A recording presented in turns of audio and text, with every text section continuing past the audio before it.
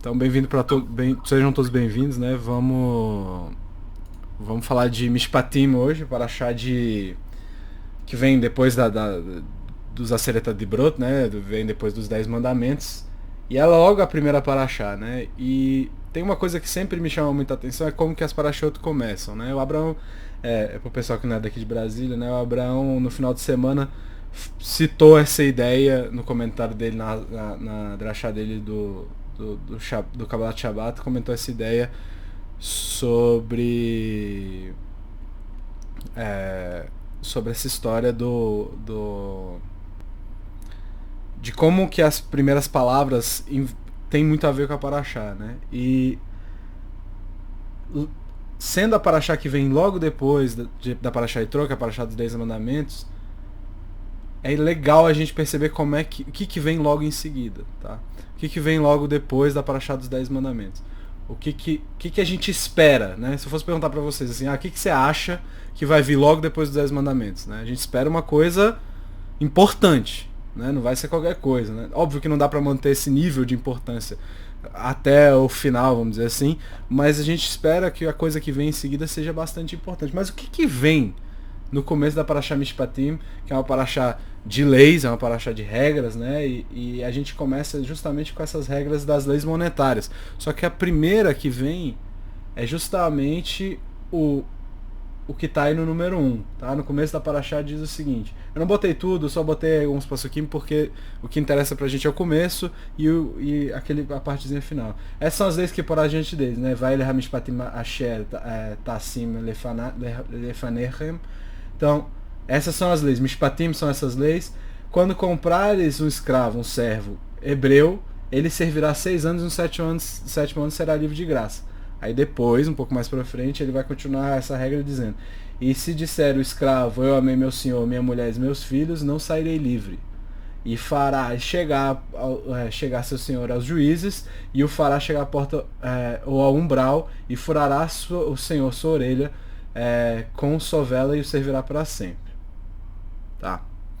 A primeira mitzvah que aparece, logo depois da Aseret Dibrot, logo depois dos 10 mandamentos, é a mitzvah de Avdei Ivri, né? Eved Ivri, que é o servo ou escravo, como está traduzido aí, judeu. E está dizendo que ele não pode ser seu servo para sempre. Está dizendo que no 7º ano ele tem que ser liberado. Mas o mais interessante dessa história toda é que isso não se aplica nesse momento ainda. Ah, mas não segue a lógica da Parashá, a Torá não segue a ordem cronológica. Tudo bem, mas eles não entraram em Israel ainda. Então, pelo fato de eles não terem entrado em Israel, essa regra não vale. Essa regra só vale quando eles entrarem na terra de Israel. O mais interessante é isso. Ele depende do Yovel, na verdade ele depende da Shemitah. Ele tem uma espécie de Shemitah, né? Ele depende do Yovel também, que vai ser citado depois. Então, por ainda não valer, não parece ser uma coisa muito importante agora. Já que praticamente qual que é o valor que tem essa mitzvah aqui agora? Não vale. Seria um valor teórico, acadêmico até, né? Se a gente for falar assim, não, o pessoal vai estudar a Torá, então tem que ser uma coisa acadêmica. Por que não falar do Shema, por exemplo? O Shema é uma regra muito importante que a gente tem. O Tratado de Berachot, o Talmud começa discutindo isso. Então por que é justamente essa regra do Eved Ivri que entra aqui? Então essa pergunta obviamente não é minha, é uma pergunta do Ramban, do Nachmanides, e ele faz um comentário que ele, na verdade, ele está escrevendo o seguinte: ele está fazendo a pergunta e não necessariamente respondendo-a, né?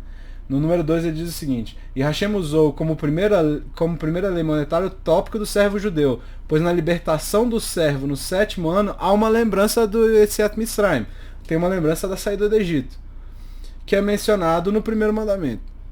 Anochi Hashem Elohehem, né? Que te tirei da terra do Egito. Eu sou Deus que te tirei da terra do Egito. Esse é o primeiro mandamento. Para lembrar que fomos escravos na terra do Egito, e Hashem, seu Deus, te redimiu, portanto, a esse mandamento nesse dia. Devarim 15:15.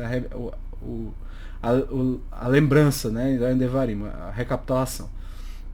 E, diz ainda o Nachmanides, além disso, há uma memória da criação, semelhante ao Shabat. Porque como é uma coisa que no 7º dia o servo para de trabalhar, você lembra o Shabat também. Sétimo ano. No Shabat você para de trabalhar no sétimo dia, no sétimo ano ele para de servir aquele senhor. Né? Aí é isso que ele vai explicar, porque no sétimo ano, para um servo, é o momento de cessar seu trabalho para seu mestre, assim como é o sétimo dia. E também há outro sétimo, segundo ele, quanto aos anos, ou seja, o Yovel. Então, a mitzvah de liberar o Eved Ivri, de liberar o servo judeu, está conectada ao Litziat Mitzrayim, a saída do Egito, está conectada à lembrança do Shabat e tem uma referência ao Yovel. Então tem como se fosse uma referência a 3 mitzvot diferentes dentro do Eved Ivri. Tá? Mas a gente tem várias outras mitzvot que também fazem referência a essas coisas. A gente tem outros mandamentos que também são referência a isso. O próprio Shabat é um desses. Tudo bem, já falando dos 10 mandamentos, mas o próprio Shabat também tá ligado ao Yovel, tá ligado à saída do Egito, tá, né? O Yovel é o Shabat da terra, o Shabaton da terra, seria o Yom Kippur da terra, vamos dizer assim. Ele também é uma lembrança da criação. Porque foi quando Hashem finalizou a criação, ele descansou e também é que a gente acabou de falar, lembra a saída do Egito. Então a pergunta permanece. Ele não responde a pergunta aqui. Por que a primeira mitzvah que vem logo depois dos 10 mandamentos é Eved Ivri? Você vai liberar seu servo judeu. Tá? Eu não vou entrar porque não era a escravidão. A escravidão, a servidão nesse caso, não é uma coisa igual a gente está acostumado na história do Brasil. É diferente. Se você só tem uma regra aí. Se você só tem um travesseiro, teu travesseiro é do seu servo, não é teu. Você tem que comprar um outro, entendeu? O que você come, ele come. Então, não é a mesma coisa. Tá? A partir disso, eu queria fazer outra pergunta. A gente vai ter 3 grandes perguntas hoje. E a segunda seria, por que o Eved Ivri vai querer, isso já é a segunda parte do número 1, né? Eu amei meu senhor.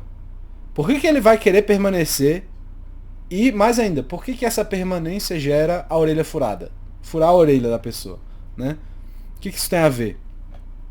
E a gente precisa lá na Gemara Kedushin 22b para ver vamos dizer assim, uma explicação.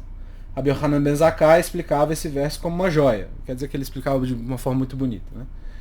Por que a orelha seria diferente dos outros membros do corpo? E só ela é perfurada? Por que só a orelha e não outro lugar, né? E hoje em dia tem piercing para tudo quanto é canto. Então, por que a orelha? Né? O Hakadosh Baruch Hu disse: essa orelha ouviu minha voz no Monte Sinai quando eu disse: porque os filhos de Israel são meus servos. O que indica que eles não devem ser servos de servos. Ou seja, você não pode ser servo porque você quer de um outro servo, de um servo de Hashem, por exemplo. E mesmo assim essa pessoa foi e voluntariamente adquiriu um mestre para si. Portanto, a orelha deve ser perfurada. Beleza. Ou seja, qual que é a lógica aqui? Você quer ter um outro senhor, então beleza, você vai ser marcado por isso. E o Machá faz uma pergunta que é legal. Ele traz a ideia de que essa pessoa estava no Sinai, ela ouviu várias coisas. Né? A gente falou, ouviu as 613 mitzvot. Então, se você fizer Lashon Hará, você tem que furar a orelha também? Não pode fazer. Tu violou uma mitzvah se fizer.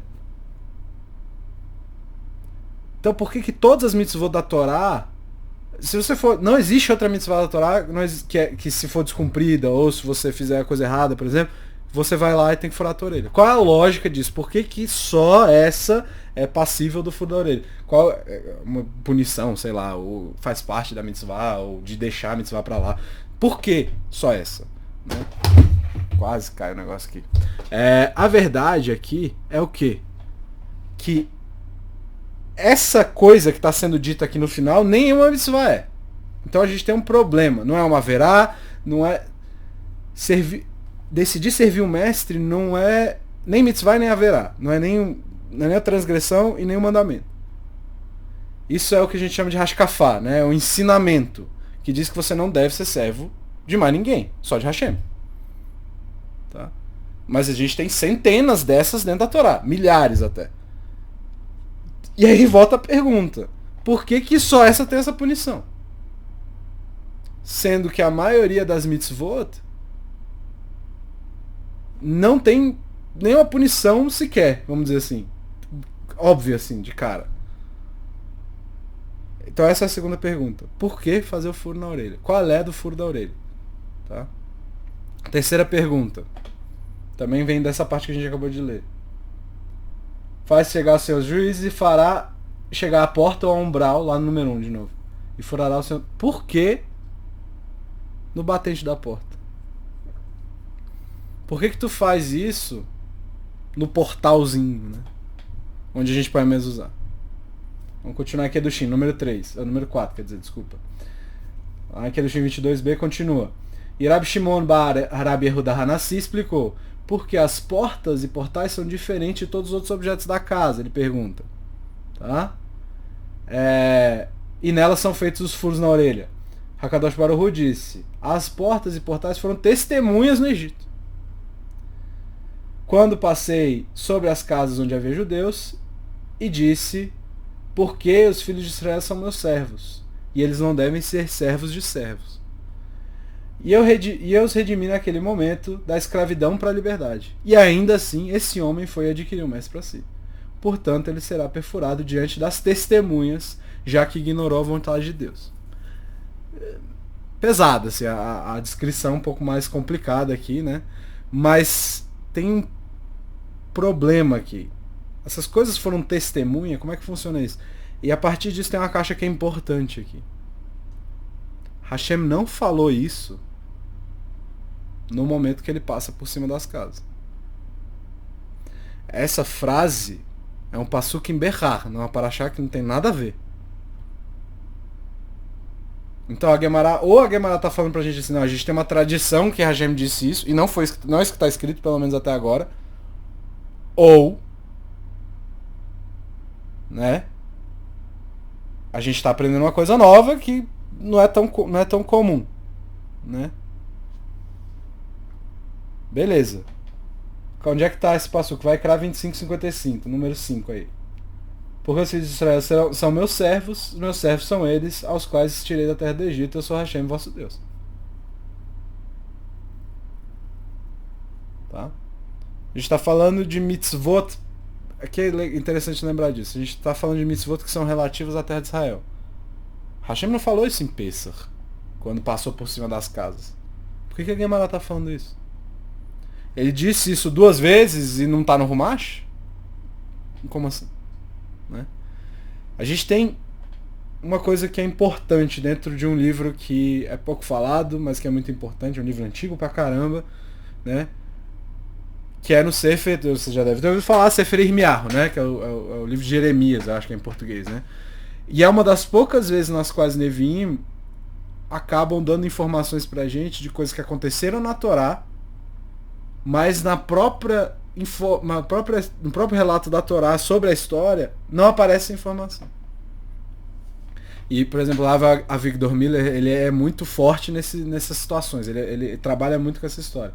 Eu botei, é longo, eu vou tentar ler rápido aqui, mas Sefer Irmiá no capítulo 34 tem esse passuquim aí de 12 a 20 que diz o seguinte: veio Hashem, pois, a palavra de Hashem a Irmiarro dizendo: assim disse Hashem, o Deus de Israel: fiz uma aliança com vossos pais no dia que tirei da terra do Egito, da casa de servidão. No começo do 7º ano, deixarei sair em liberdade cada irmão hebreu que tivesse sido vendido e vos tivesse servido por 6 anos. Livres os deixarás partir. Porém, vossos pais não me obedeceram, nem deixaram que seus ouvidos me escutassem. O que é que ele está falando aqui? Parece que ele está citando a ideia de que, assim, para tirar o povo do Egito, tem uma condição. Se eu fosse perguntar qual que é a condição, vai ter gente que vai dizer: o Midrash fala que o povo manteve língua, roupa e os nomes. Vai ter gente que vai dizer: não, receber a Torá e falar o que a gente falou semana passada, né? Nascer Venishma. Mas Irmiá não está falando nada disso. Irmiá está falando que a condição é: qual que é a aliança? Eu fiz uma aliança com vossos pais no dia que estiver do Egito, na casa do servidão, dizendo: no começo do 7º ano deixarei sair em liberdade a cada irmão hebreu que você tivesse sido vendido e você tivesse servido por 6 anos. A condição para tirar o povo do Egito é o Eved Ivri, é o servo judeu. Continuando. Entretanto, vos renegastes esse comportamento e fizestes o que parece reto aos meus olhos. Peraí, desculpa. Vos renegastes. Tá. Proclamando a liberdade de cada um ao seu próximo e firmando um pacto diante de mim na casa que é chamada em meu nome. Todavia, tornaste a profanar meu nome. Ele está falando aqui. A gente fez o templo e vocês voltaram a fazer o que deviam fazer. Mas depois o que aconteceu? Voltaram a descumprir a ordem, fazendo cada um de vós voltar seu servo e sua serva, que há pouco a vez deixar de ir livre, e o subjugaste para que novamente viesse a ser vossos servos e servas. Portanto, disse Hashem, vós não me obedecestes para proclamar a liberdade, cada um a seu irmão e a seu próximo. Por isso, eis que agora, sobre vós, diz Hashem, a liberdade para a ação da espada, da peste e da fome. O que Hashem está falando aqui? Vocês não liberaram os servos, então eu vou liberar as outras nações para atacar vocês. Tá? E farei com que sejam repelidos com horror por todos os reinos da terra.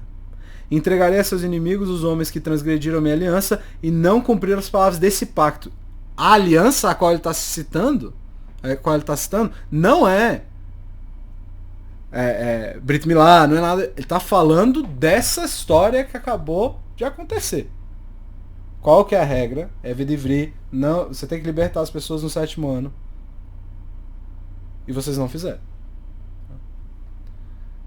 E para transgredir minha aliança e não cumprir as palavras desse pacto que estabeleceram perante mim. E para transgredir meu mandato, fizeram entre eles uma outra aliança.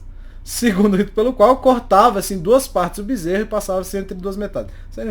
E assim os príncipes de Judá e Jerusalém. Os oficiais lá no final.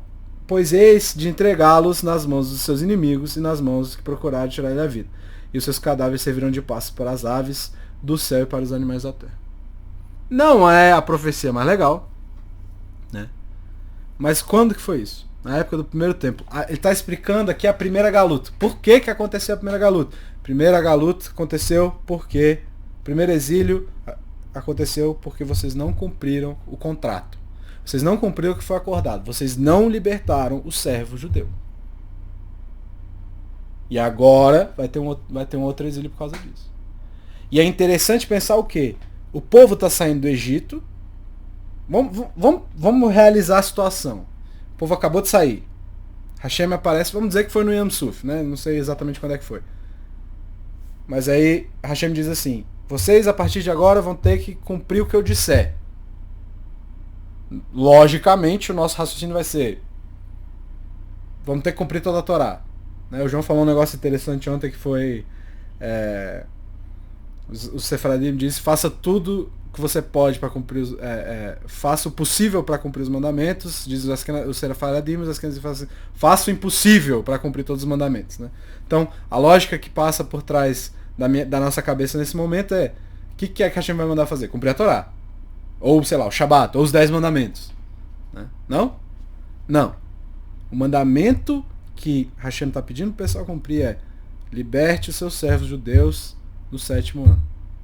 Hashem diz que está tirando agora o povo do Egito sob essa condição. Essa aliança deve ser cumprida para vocês saírem do exílio. Não foi cumprida, o que o Navi está dizendo? O que o profeta está dizendo? Vocês vão voltar para o exílio. E assim, segundo o profeta, o próprio êxodo do Egito depende dessa mitzvah. Não sou eu que estou falando, não estou inventando isso. Isso não é Guemará, isso não é comentário de algum rabino, isso é Humash, isso está na Torá. Tá?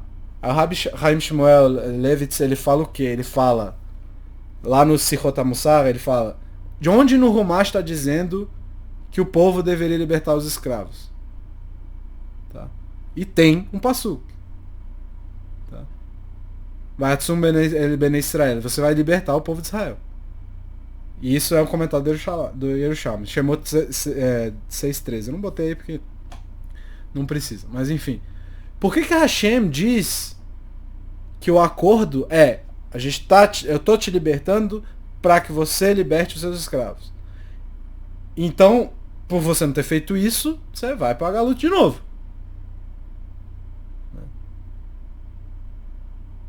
Por que é que Hashem está falando isso?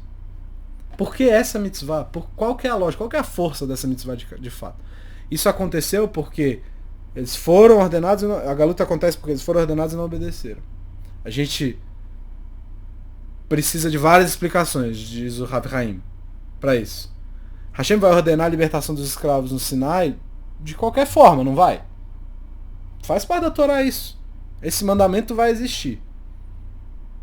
Lembrando que a parte do mandamento é libertar os escravos, não o furo na orelha. O furo na orelha a gente já falou que é rascafá. Tá?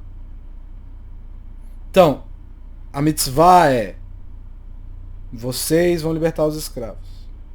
Por que que isso acontece no Egito e não no Sinai? Ainda mais, porque só vale depois do Yovel, por exemplo. Só vale depois que eles chegarem na terra de Israel.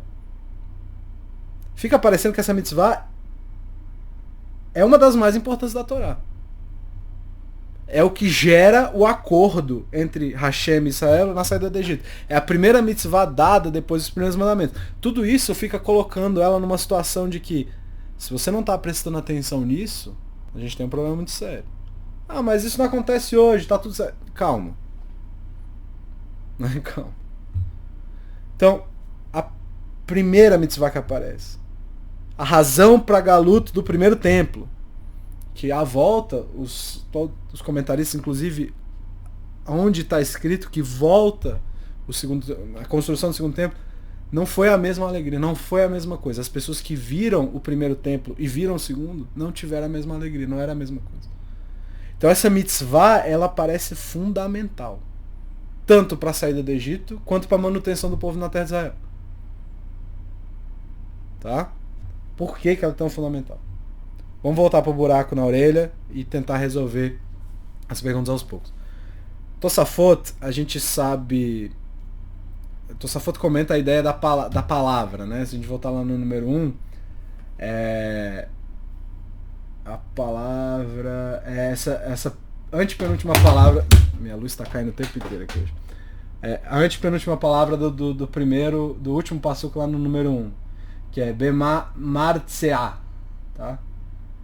Essa Martzea é o que usa para furar a orelha, né? Que a palavra em português é sovela, né? Se alguém souber o que é uma sovela, depois me fala. Enfim. O que é que está acontecendo aqui? Qual é a lógica? Por que a Martzea tem a ver com isso? Por que essa coisa e não usa um brinco para furar ou qualquer coisa para furar? Tem que ser essa coisa específica, né? De onde vem essa palavra? E Urashi, ele explica que a gematria de Martzea é 400. E aí ele explica que, como o povo foi escravizado por 400 anos, mesmo assim o indivíduo que quer ser escravo novamente, ele usa a Martzea para fazer ele entender o que ele está fazendo. Pô, 400 anos de servidão não foi suficiente para você? É basicamente isso que o Rashi fala, né? Então, a partir disso, vamos tentar responder tudo, baseado num comentário do Shlomo Kadosh, na Parashat Lech Lecha. E a pergunta que ele faz, que é muito interessante, é: como que o Rumash chama Eretz Israel? Eu vi aí alguém comentando aí alguma coisa parecida, não necessariamente parecida, mas usando uma palavra que é importante aí nessa questão. Como que chama a terra de Israel? A Torá chama a terra de Israel. Os dois principais nomes são Eretz Israel, só que tem uma que aparece mais, que é Eretz Canaan. Se Canaã não era para existir, considerando o fato de que a gente vai entrar lá, vai reconquistar a terra, e ainda mais sendo uma obrigação destruir os Canaanim e apagar a memória deles, não é só destruir, qual que é a lógica? Por que esse nome é mais usado na Torá? Bereshit, número 7. Tem assim, no 15:4. E eis que foi a palavra de Hashem a ele dizendo: este não vai te herdar, senão que sairá das suas entranhas, ele te herdará. Quem é este? Quem é este? Este é Eliezer. Eliezer era o servo de Abraão. Isso é Hashem falando com Abraão. Hashem está dizendo: não é Eliezer que vai te herdar, mas sim alguém que sair do teu corpo, né, das tuas entranhas. Por que Abraham acha que Eliezer vai herdar, vai ser o herdeiro dele? Né? Não tem alahá nenhuma que diz que um servo herda as coisas do mestre. Então por que a Hashem está dizendo que Eliezer não vai ser herdeiro? Que herdeiro é esse? O Shlar, ele explica uma coisa que é interessante. Ele diz, por que tivemos que... Por que a gente teve que... Ele pergunta, né, na verdade. Por que a gente teve que ficar 400 anos... Por que a ideia era ficar 400 anos em Mitzrayim, no Egito? Por que não 5, 10, 2 anos? 400 é muito tempo. Né? E não só isso, foi uma coisa perigosa. O Maimonides fala que se o povo ficasse mais um segundo não ia ter redenção nenhuma.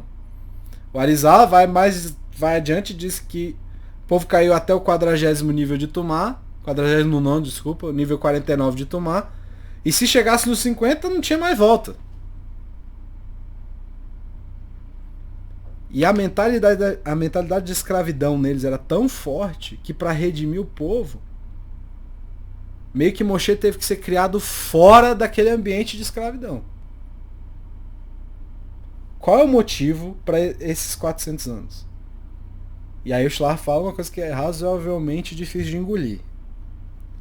Ele diz que foi para o nosso próprio benefício. Sem esse tempo, não teria como a gente se tornar servos leais de Hashem. Difícil. E aí é interessante pensar no seguinte, para o nosso momento, para nossa geração, talvez esse seja um dos grandes ensinamentos. Parece que a gente hoje em dia depende de uma Torá que faz com que a gente tenha que... Não, eu me sinto bem estudando Torá. É uma espécie de uma Torá panda. Ela é fofinha, grande, não faz mal a ninguém, abraça todo mundo. Né? Famosa Torá de conveniência, né? Usando o termo que eu ouvi o Abraão cunhando dentro da nossa sinagoga. Né? Quando é bom, dentro da minha percepção limitada, eu faço. Quando não, eu deixo pra lá. Tranquilo. Todo mundo quer uma conexão. Todo mundo quer se emocionar. Todo mundo quer estar ligado com aquele negócio de uma forma visceral. Mas a vida não é sempre assim, não. Às vezes teu alarme toca 15 para 5 e você tem que levantar mais cedo para fazer seu shaharit, para fazer suas coisas para você conseguir chegar no shaharit, ou para, né? E se alguém aqui me disser que toda vez acorda de bom humor, eu vou dizer que você tá mentindo. Não é sempre que você vai contar com aquele sentimento de hora de abraçar a Torá, hora de fazer minha reza. Poucas vezes isso acontece, na verdade. Inclusive, muitas vezes vira uma coisa automática. Você não está nem muito pensando. E se você pensa aí, você nem faz. O judaísmo ele não é baseado em se sentir bem. A questão principal é servir a Hashem. Porque é isso que o judeu é. Servo de Hashem. O povo de Israel, o judeu, só começou a existir, de fato, depois disso. Depois que Hashem fala, vocês vão ser meus servos. É como se você servisse ao exército lá. Você tá no exército, você fala assim, aí o comandante te acorda 4 horas da manhã, não sei, porque né, não tive essa experiência, mas eu garanto que você não pode falar assim, pô, comandante, hoje eu não tô afim. Tu vai preso, pô. Né? Vai tomar a maior chamada que você já tomou na tua vida, vai preso, sabe Deus quanto tempo você vai ficar lá. Ah, mas o exército não é um exemplo bom, porque Hashem é misericordioso. Sim, é. A gente tem certas obrigações que no fim das contas não tem alternativa. E essa ideia é uma que faz parte de ser servo de Hashem. Não existe opção. Ninguém quer ser escravo ou servo. Não é uma coisa fácil. Deixar para depois seus próprios desejos, suas vontades, se entregar por uma coisa ou pessoa, é uma coisa muito difícil de ser feita. Fala assim, não, vou deixar de fazer o meu aqui para ajudar meu amigo. Para ajudar! Já é difícil. Imagina se vier... Eu sou um cara que tem certos problemas com a autoridade. Se alguém chegar falando, faz tal coisa. Eu tava comentando isso ontem, inclusive no nosso estudo. Faz tal coisa. Pô, não vou fazer. Tá? Então, Hashem mandou o povo pro Egito para uma espécie de treinamento.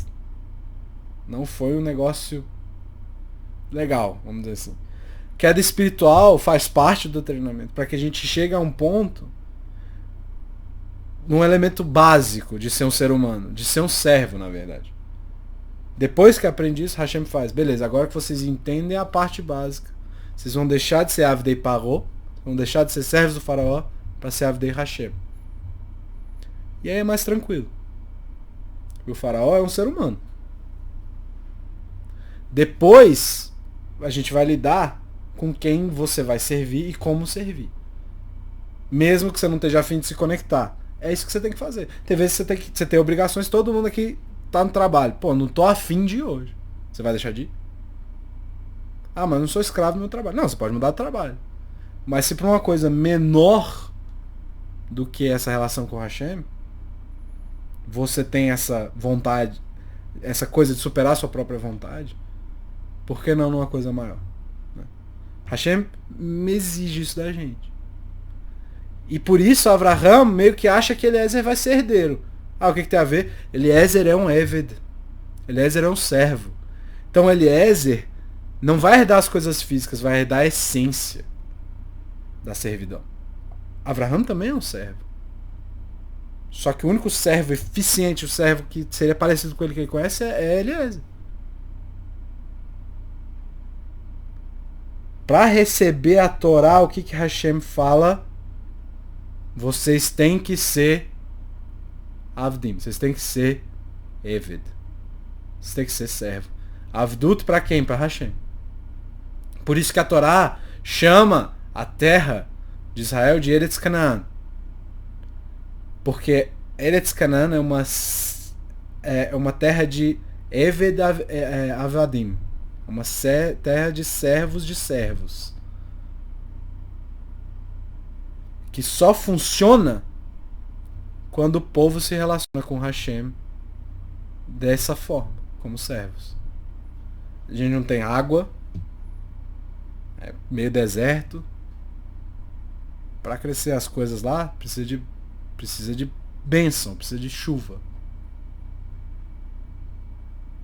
Independentemente dos Canaãim estarem lá ou não, é uma terra de servos, uma terra de subserviência. O Egito foi uma forma de ensinar servidão. O Benei Sahara, ele fala uma coisa que é legal, ele diz, só tem 2 mitzvot, dependentes do tempo, que tem a punição de careta, né, que é a expulsão do povo, que é Pesach e Brit Milá. Por que esses dois? Porque essas 2 coisas aconteceram antes do povo sair do Egito. É como se Hashem estivesse falando assim, essa aqui é a marca que vocês não tem como escapar dessa situação, vamos dizer assim. Que na transição de servos para a liberdade, no caso de servos do faraó para os servos de Hashem, você tem que ter alguma coisa para segurar o povo. E a coisa que segura o povo são essas duas mitzvot. Mesma coisa na hora que um servo for se tornar servo de outra pessoa. Tem um processo. A pessoa que vai adquirir o servo segura ele na hora para ele não fugir, vamos dizer assim. E o povo, classe Israel, poderia fazer uma coisa parecida. Né? Mas essas 2 mitzvot criam essa autoridade de Avdut, criam essa ideia. Então, sem Pesach e Milá, não tem o jugo da Torá, vamos dizer assim, não tem o peso da Torá. Não tem nada que mantenha a gente leal a Hashem. O que mantém são essas 2 mitzvot. Antes, né? Agora já é outra história. Então, essas mitzvot são formas de demonstrar a autoridade de Hashem durante essa transição de Avdei Paró, de servo de faraó, para Avdei Hashem, para servo de Hashem. Qual que é o ponto aqui? Qual que é a grande sugestão? O propósito do Egito foi para treinar o povo, para que a gente possa ser servo de Hashem. Ali, você pratica o quê? Fazer uma coisa que outra pessoa quer que você faça. E eu já isso não é fácil. Cara, eu tenho uma séria dificuldade com esse tipo de coisa. As pessoas querem servir Hashem com a beleza da história. É bonito. É bonito. Mas não é sempre que a gente consegue ver beleza das coisas. Quando a gente tá irritado, pode ter o pôr do sol mais bonito na sua frente, você não vai ver. Vai estar todo mundo achando lindo, vendo a glória de Hashem na frente lá, e você tá lá. Não, estou bravo, não vou fazer isso aqui. A reza dentro dos judaísmo é uma coisa maravilhosa, é lindo. Aprender Torá é uma coisa maravilhosa. Mas essa não é a história toda. Não é sempre assim. Às vezes a gente tem que se esforçar, mesmo que você não esteja afim, mesmo que você queira reclamar. Você tem que parar. Não, hoje eu não vou reclamar, vou só fazer. Tem uns dias que vão ser difíceis. Independentemente do que for. Tem dias que tudo tá fora do teu controle. Parece que o mundo tá caindo. Tá cansado, o dia é complicado. Semana, um mês. Então se a gente for servir só quando for maravilhoso, no dia que eu tô sentindo maravilhoso, não tô sentindo a maravilha, eu não vou fazer. E é aí que tá o erro. Nosso comprometimento com a Torá é o quê? Somos Avadim Hashem. Somos servos de Hashem. No Egito, qual que era a obrigação? Tu vai acordar cedo, vai apanhar e vai construir lá as cidades. Vai construir as pirâmides, sei lá. O que foi? Baruch Hashem, essa não é a obrigação mais. A gente tem a obrigação da nossa parnassá, nosso sustento. E a construir nós mesmos. A gente tem que nos construir para ser servos de Hashem. Irat Shamayim, né, o temor, a reverência aos céus é uma coisa linda, mas nem sempre as mitzvot vão ser lindas. Nem sempre. Às vezes você vai falar assim, cara, hoje eu tô fazendo a tzedakah de mão aberta, hoje eu realmente queria ajudar essa pessoa. Às vezes você vai falar assim, cara, eu tô apertado, mas eu vou dar porque eu tenho que fazer. Tudo é lindo, essencialmente, mas a base não é essa. A base é Ki li bnei Israel avadim, que o povo de Israel será servo para mim, somos servos de Hashem. Assim é a primeira mitzvah dada depois dos 10 mandamentos. Eved Ivri. A mitzvah, o mandamento do servo judeu que deve ser libertado no 7º ano. A primeira mitzvah que vem depois dos 10 mandamentos é o que você tem que entender. Eu sou servo de Hashem. Essa é a primeira mitzvah que vem depois. Por isso, quando a gente sai do Egito, Hashem faz um acordo com o povo, o quê? Eu só vou tirar vocês daqui se vocês libertarem seus servos. Porque todos esses que são servos de vocês são meus servos, na verdade. A libertação do Egito depende disso, porque esse é o motivo para o povo ter ido para lá. Para você meio que aprender a ser um Eved. Para você não liberta o seu escravo, o que você está fazendo? Você não liberta seu servo? Você está ignorando os 400 anos de servidão no Egito. Por que tem que usar o Martseia lá, segundo Rashi? Gematra 400, para furar a orelha da pessoa que jogou fora essa experiência também. Pessoa que não entendeu isso. O Machá perguntou o quê? Por que não fazer o furo da orelha daquela pessoa que fala Lashon Hará? Porque quem fala Lashon Hará pode não ter prestado atenção na mitzvah. Não falar dos outros. Na hora que a gente estava falando. Não falar dos outros. Mas a pessoa que não liberta o escravo é diferente. Ele não perdeu o detalhe. O Lashon Hará seria um detalhe. O Yovel é um detalhe. O Shabat é um detalhe. Qual que é a grande questão? Ele perdeu a grande mensagem. A mensagem que foi dada no Sinai, com os Aseret Debrot, com os 10 mandamentos, com as 603 mitzvot, é o quê? Ah, você tem que fazer aquilo, você não pode fazer aquilo outro e tal. Quando você está indo pro estágio, sei lá, você está começando um trabalho novo que você nunca fez, você não consegue fazer tudo de uma vez, você vai aprendendo. Esses são os detalhes. Mas você sabe que você está trabalhando em tal lugar, que o seu serviço é esse. Hashem está restringindo as nossas ações, está exigindo que a gente faça outras coisas. Isso são detalhes. A mensagem que surge depois de cada um desses mandamentos é o quê? Vocês são meus servos, vocês vão fazer o que eu mandar. Ki li bnei Israel avadim. Que o povo de Israel é servo. Todos os aspectos da vida tem. Não é só Torá, tá? O pode e não pode. Seja a lei do país, seja a tua relação dentro da tua comunidade. A comunidade não gosta de tal coisa, então ele não faz. Se você não liberta o seu servo, você perdeu a mensagem toda. Basicamente, você ignorou o Sinai todo. A mensagem da Torá inteira qual que é? Reconheça que você é servo de Hashem. Esse mundo não é nosso não, cara. Eu não posso fazer o que eu quero o tempo todo. Não tem jeito. Eu tenho que encaixar minhas vontades no meio das minhas obrigações. Isso vale pra todo mundo. A Guemará perguntou, por que é que a gente tem que fazer o furo da orelha no batente da porta? Foi porque Hashem falou que Libne Israel Avadim, porque o povo de Israel é meu servo. São os meus servos. Mas isso não tá lá. Isso não tá na Paraxá aqui. Na mesma Paraxá. Está em Berrar. Mas quando você ouviu as mitzvot lá no Sinai, o que é que estava ecoando em cada uma delas? Que Li Ben Israel Avadim. Que o povo de Israel vai me servir. Então, eu queria analisar um pshat aqui, já estou terminando, eu queria analisar um pshat aqui sobre uma das brachot que está na Shemoneh Esrei, na Amidah, né? E tem uma expressão que é muito interessante aí, no número 8. Tá em negrito aí. Gomel Hassadim Tovim Vekone Hakol. Aí em português seria que concede boas mercês, que possui tudo. O que é Kone? Beivrito. O que é Kone em hebraico? Kone vem do verbo liknot. Liknot é comprar. Então esse é essencialmente a tradução desse verso é que concede boas mercês, que compra tudo. Uai. Hashem compra tudo? Como assim? O que ele compra? Como que ele compra? Ele passa cartão? Dá um cheque?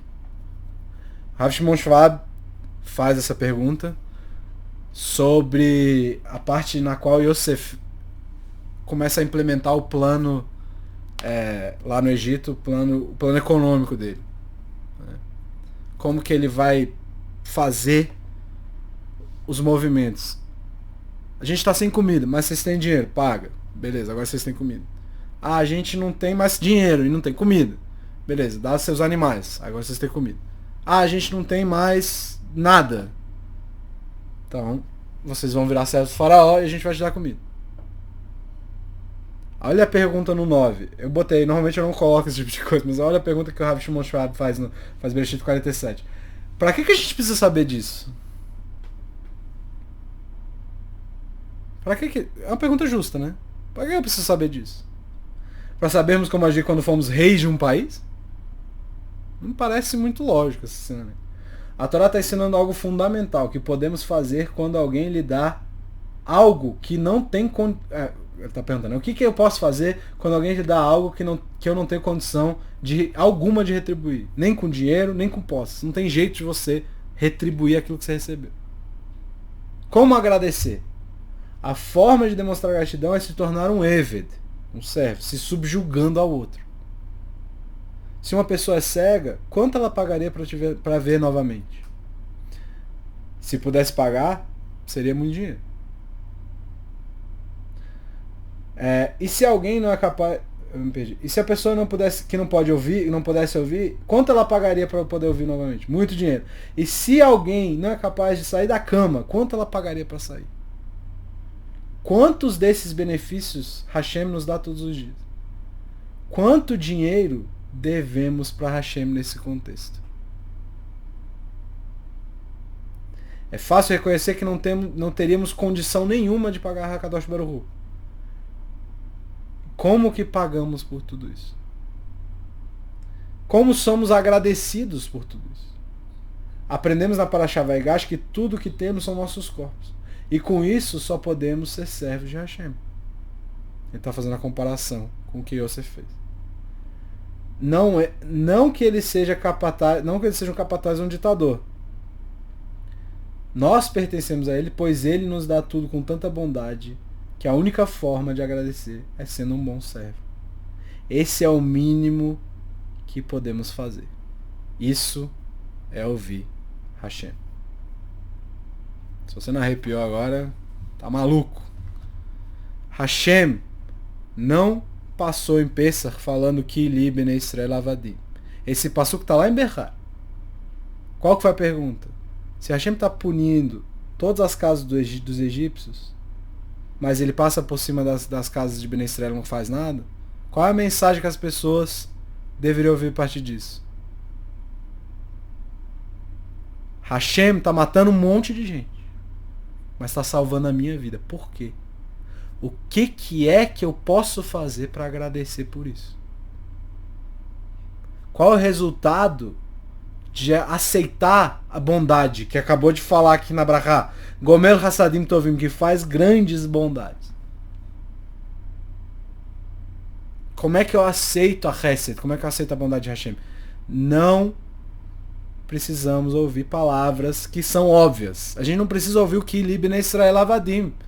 É claro, a gente não tem como, ele está comparando a gente. Aliás, comprando, desculpa. Ele está comprando a gente. A gente não ser capaz de pagar de volta é essa expressão. Gomel Hassadim Tovim Vekone Hakol. É com a bondade que a gente vira Eved.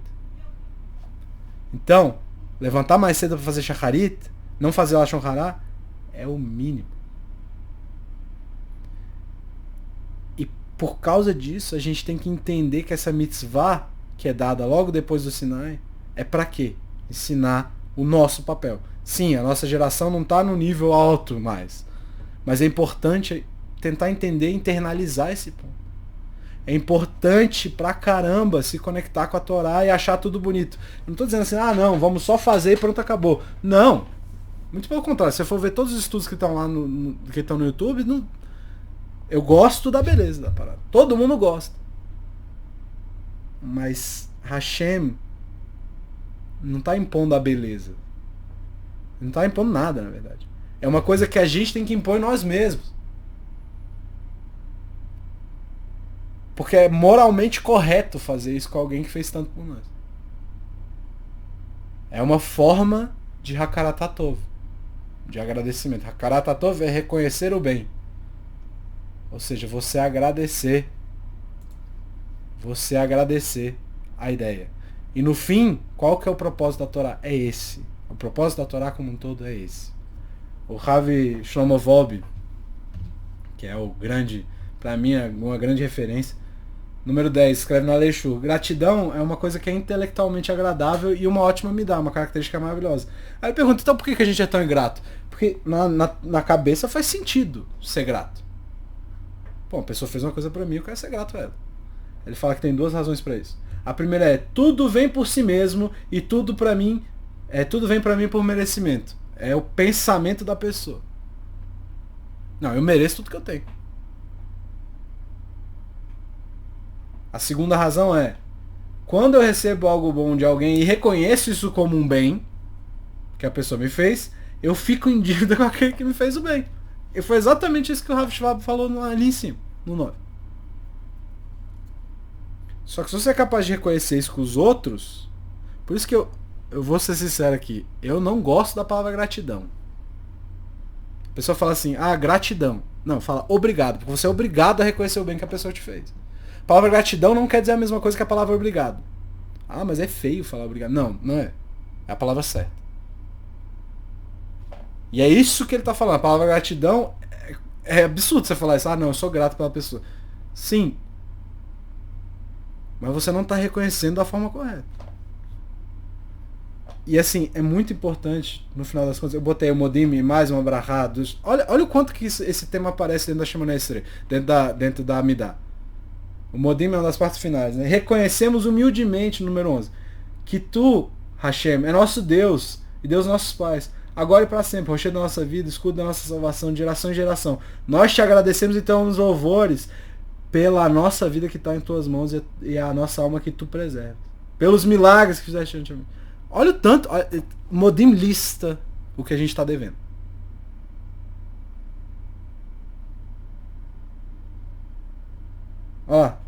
Faz diariamente o nosso favor, as maravilhas que nos cercam, as bondades. Só não vê quem não quer. E olha só, toda hora, manhã, meio-dia e à noite. Não tem hora que não tem.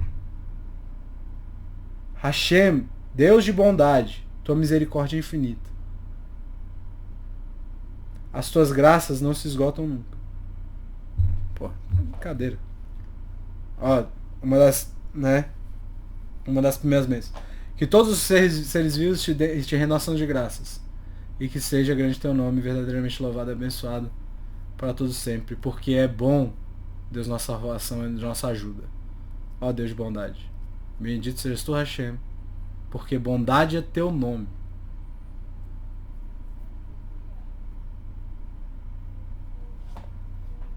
Então, a nossa vida religiosa gira em torno disso. E esse é um dos entendimentos que talvez seja mais ignorado no momento atual. É importante, de novo, se conectar emocionalmente, intelectualmente com a Torá. Se sentir bem é importante. Você fala assim, isso tudo me faz bem. Seja esse aqui, seja o que você faz sozinho, qual for. Faz parte. A reza, você se emocionar durante a reza, falar, cara, isso aqui fez meu dia melhor. Quem tem o costume de rezar de manhã e perde, por exemplo, a reza, sabe que o dia não rola do mesmo jeito. Mas no final das contas, a gente deve tanto para Hashem que não tem como pagar. O que a gente pode fazer é o quê? Entender. Somos Avdei Hashem. Kili Israel Avdei Hashem. Avadim. A gente buscar ser capaz de entender e perceber isso. Perceber todo o bem que a gente recebe e tudo que a gente pode fazer para retribuir. Que não é muito, mas é o que a gente tem. Boa noite, obrigado pela paciência. Até a próxima.